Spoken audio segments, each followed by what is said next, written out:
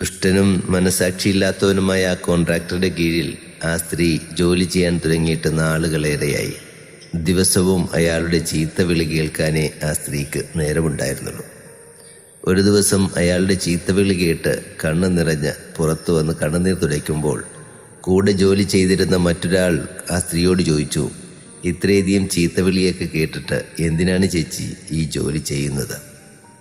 ഉടനെ ആ സ്ത്രീ പറഞ്ഞു, അയാൾ എനിക്ക് ശമ്പളം തരുന്നുണ്ടല്ലോ, പിന്നെ ഈ ജോലി വേണ്ടെന്ന് വെച്ചാൽ എൻ്റെ മക്കളുടെ പഠനവും അവർക്കുള്ള ഭക്ഷണവും കണ്ടെത്താൻ എനിക്ക് വളരെ പ്രയാസമാണ്.